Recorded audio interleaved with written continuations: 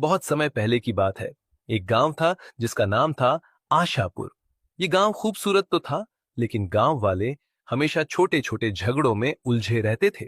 हर कोई अपनी बात को सही साबित करने में लगा रहता और एक दूसरे की मदद करने से बचता।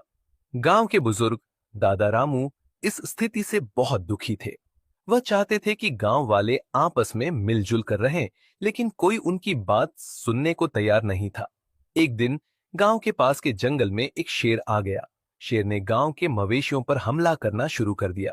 गांव वालों को बहुत चिंता होने लगी, लेकिन वे इतने झगड़ालू थे कि शेर से निपटने के लिए भी एकजुट नहीं हो पा रहे थे।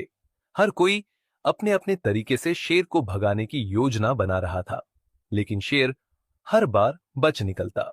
दादा रामू ने इस स्थिति को बदलने का फैसला किया।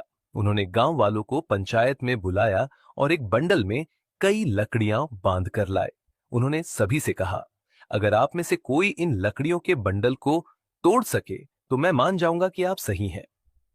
गांव के सबसे ताकतवर युवक ने कोशिश की, लेकिन लकड़ियों का बंडल नहीं टूटा।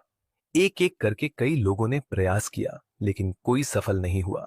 तब दादा रामू ने बंडल को खोलकर लकड़ियों को अलग अलग कर दिया और सबको कहा, अब इन्हें एक एक करके तोड़ो। इस बार सभी ने आसानी से लकड़ियां तोड़ दी।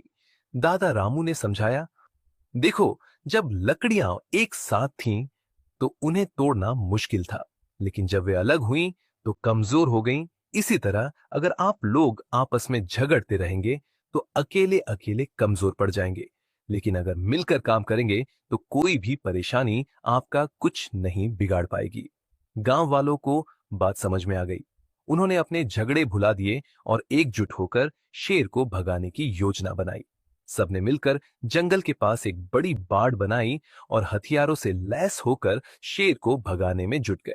कुछ ही दिनों में शेर ने हार मान ली और गांव छोड़कर चला गया। गांव में फिर से शांति और खुशी लौट आई। गांव वालों ने सीखा कि एकता में ही ताकत है।